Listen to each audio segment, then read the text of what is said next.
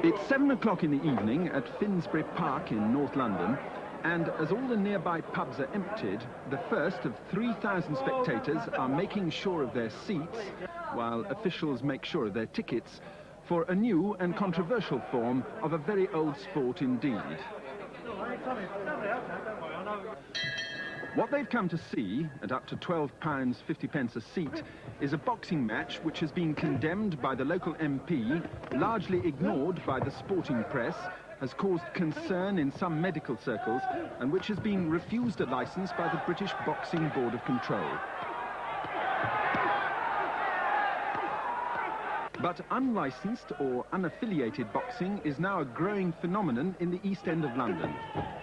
And those involved are not at all impressed by official controls. They've come not for an exhibition of skill according to the Queensberry rules, but for the spectacle of men past their prime having a punch-up. And there's one particular punch-up later tonight which everyone here has come to see. It's been billed as the close encounter for a third time for the unofficial heavyweight championship of Great Britain. In fact, it's a confrontation between two nightclub bouncers who, in certain circles in the East End, have both been well known for years. Daddy cool, daddy cool, daddy cool, daddy cool, daddy cool, daddy cool, daddy cool, daddy cool, daddy cool, daddy cool. Lenny McLean, or Daddy Cool as he's known by his associates, is defending his unofficial title. I'll kill that Roy Shaw! He started as a street fighter when he was still at school, eventually went to Borstal, and now supports himself by what's called minding a few clubs.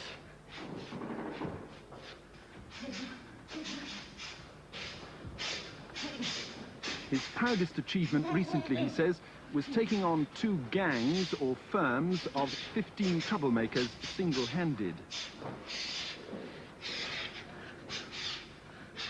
I knocked about 6 out. Pulled the sticks out, went to work, and the rest of them all run.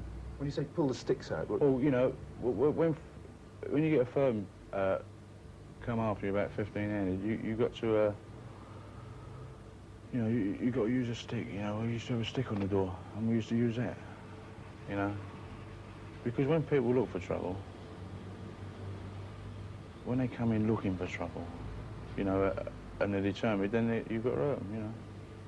That was my job on the door anyway, but that's neither here nor there now. I'm into this fight game. And what happened to the 15 people?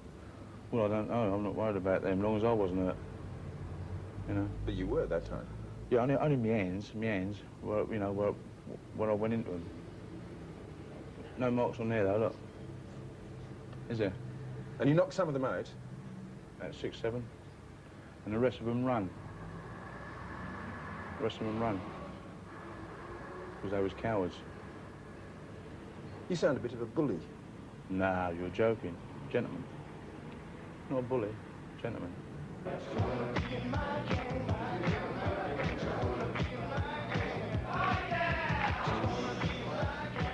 Roy Pretty Boy Shaw is McLean's opponent. He calls himself the Mean Machine, and he also has a wide following in the East End.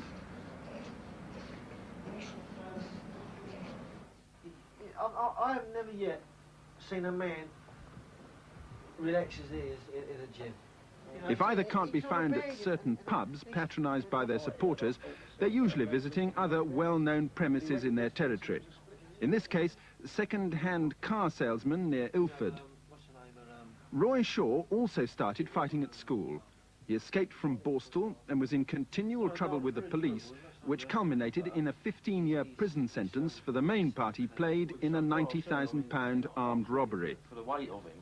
He was so violent in prison that the authorities transferred him to 21 different institutions. They included Dartmoor, Broadmoor and Maidstone, where the most serious incident of all took place. No, I was irresponsible and a psychopath. You know, I just couldn't help it in them days. I had so much energy in me that I just couldn't take anything from him. I couldn't take anybody telling me what to do or telling me off. You know, I just used to flare up. And what happened to the cell door? I smashed right through it. They had to remove it and put another one on. How did you do that? I got it done with the chair and the bed. It's steel, but you keep smashing, the steel broke, and then it just split open. I mean, the doors are 80, 100 years old, really, aren't they? It's only the metal that hold them together, and the metal split, because it's only about a 1/4 inch metal plate on the inside. Why did you do that? Because they was provoking me, the prison officers. In what way?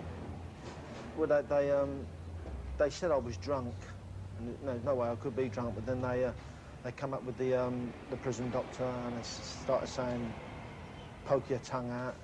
So I told them to go away. Roy Shaw was persuaded to take up weightlifting in prison, and no doubt to everyone's relief, soon became a keep fit addict. When he was released, he was in immediate demand as a bouncer, and also started training as a boxer, mainly at a gym in the Old Kent Road. In his early career, he once successfully applied for a licence under an assumed name while he was on the run from the police, and fought and won 10 professional fights. Later, when he reapplied, the Boxing Board of Control didn't believe his story that he'd been lagging pipes in Birmingham, and he's been refused professional licences ever since. For his 2 principal East End backers, who've also been frozen out by the boxing establishment, it's all an unsporting constraint on an exciting revival of the ancient art.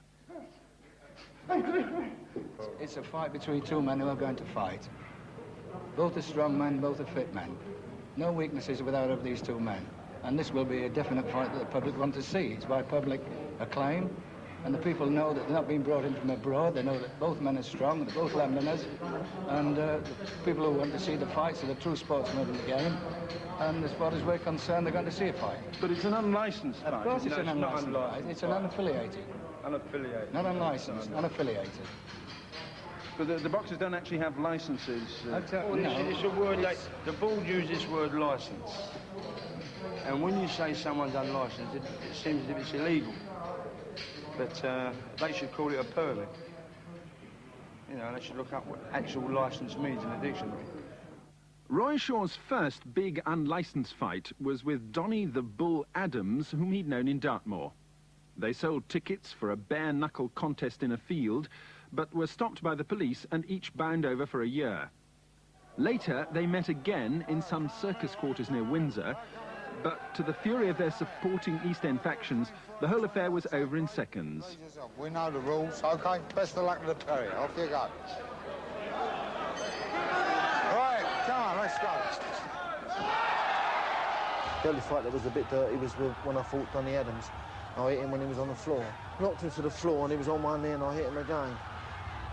Several times. But that was in the agreement between me and him beforehand. We said, anything goes as long as we don't bite or kick. So, without, you know, a verbal agreement, I was in order, you know. You've got to fight to get anywhere. You know, if you don't fight, you're just one of the crowd, and one of the crowd don't get nothing. You know, so I started off as a kid fighting, and I was the best when I was a kid, and now I want to be the best now. That's why I do this fighting. Well, what sort of fights were you involved in when you were a kid? You know, street fights. And I'm just carrying on now, you know, just fighting. So I like fighting. But... When you say you had to fight to survive... Well, you had to fight in the East End, didn't you? If you don't fight in the East End, you wipe with the elbow, you get nothing. You know, you've got to survive in the East End. And So how did you manage to survive? Be the best fighter. Be the Guvnor. You know, I just picked up the paper one day and there was that story in the paper saying he's the Guvnor, he's the best fighter in London. And I knew I could beat him. I knew I could beat him. So a few friends and I got together, stuck a few quid up and challenged him. In their first fight, McLean was beaten. He challenged Shaw again, and 5 months ago, there was a return match at a club in Croydon. More than 2,000 East Enders scented something out of the ordinary and were not disappointed.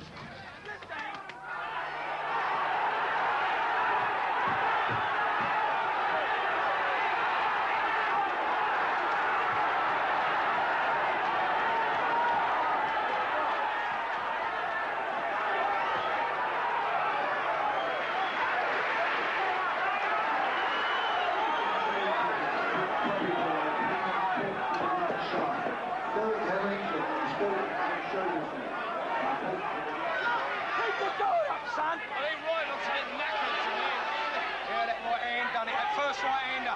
That was a punch. He looks a bit knackered to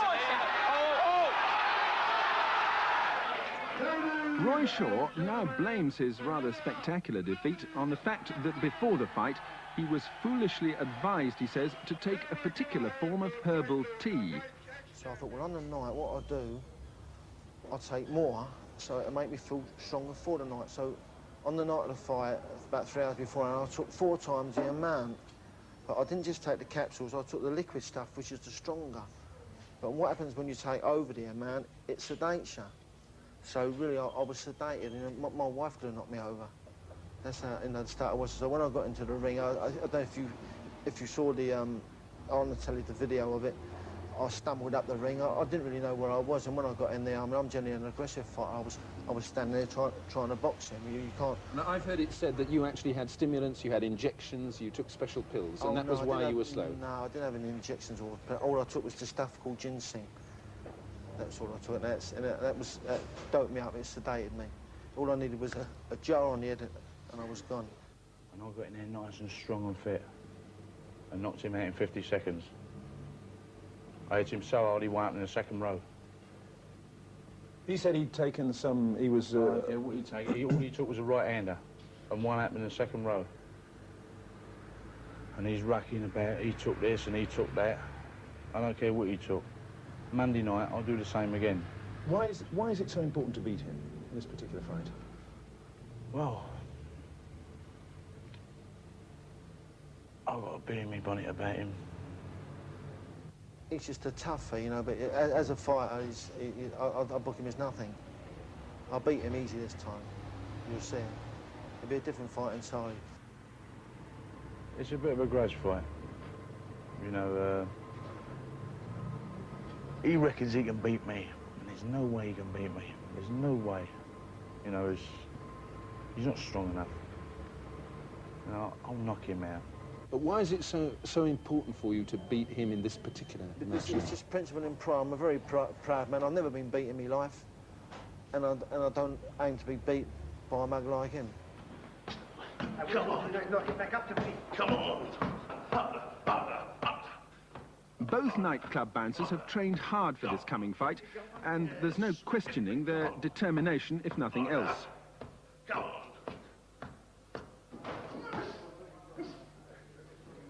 Both men are somewhat reticent about the attitudes of their wives and families, and we've been discouraged from filming them, apparently for tax and security reasons. You've got my tickets for the fight? 2 tenors, wasn't it? Yeah, please. Interest has been generated in almost every East End pub. Yeah, lovely. All right, terrific. I'll have half a lager as well, please. I think McLean's got 2 chances. Dog's chance, no chance at all. I reckon Roy would do him 2 rounds. 2 rounds top weight. How much money have you got on him? I've got £300, even money, but there it is. Someone was offering 2 to 1, I was told, for, you know, you can get 2 to 1 for Roy, but I've been around, I can't find it, you know. You've got £300 on the match? 3, I lost 5 last time, that was it. But I've got some friends of mine that are putting a lot of money on, but apparently McLean's the favourite, you know. It's, then every man to his own, what's it called, but, you know, Roy will do him. The fight is said to be in aid of charity, and it's being promoted by 2 relatives of Lenny McLean's who run a vending machine business in Islington. The average ticket price has brought them a gate of about £20,000, and money's also being raised by selling programmes at 40p each. They contain no text or photographs and are almost exclusively lists of adverts for local pubs. Hiring the hall tonight has cost £1,500, and there'll be another £2,000 to pay in fees for the other boxers. Mr. Warren, it looks as if your gate's something like £20,000 or so. What proportion of that goes to the children's muscular dystrophy and autistic children's charities? Well, we don't know the exact amount of the charity tonight, but after expenses, they get a fair proportion of it. You know, we're only working on expenses, that's all. After all the expenses are paid out, the rest will go to muscular dystrophy. But what sort of proportion of the gate tonight? Well, it depends on what we take it. You know, I can't tell you what amount it is until we see what the actual take is for the night. I mean, there's still people coming in now. How do we know what the take's going to be? The Boxing Board of Control haven't always approved of the sort of medical attention unlicensed fights have had in the past. But tonight, after all the recent publicity, the promoters have managed to secure the services of a casualty officer from the Westminster Hospital. Doctor, what kind of physical shape is he in, do you think? Excellent physical shape. As far as we can tell here with these examination facilities, they're fine. They're all fine. Are you actually approved and licensed by the British Boxing Board of Control for this sort of examination? No, I'm not. But I am a fully registered medical practitioner in this country. I was asked to attend, so I have. How experienced are you in treating boxers? Boxers, we do see them. I'm not specifically a boxing specialist. That's why they call me Daddy Cool. Look at me. Hour before a fight, cool as a cucumber. That's why I've got to win. Must win. They will come second. I know I'm a lot older than him, but that won't make no difference. You'll soon see. I've got a bigger heart than he's got. He's got a yellow streak down his neck. How skillful do you think this kind of boxing really is? Well, it all depends, you know. You know, just two men having a fight. Daddy cool, daddy cool, daddy cool, daddy cool, daddy cool, daddy cool. She let the fire.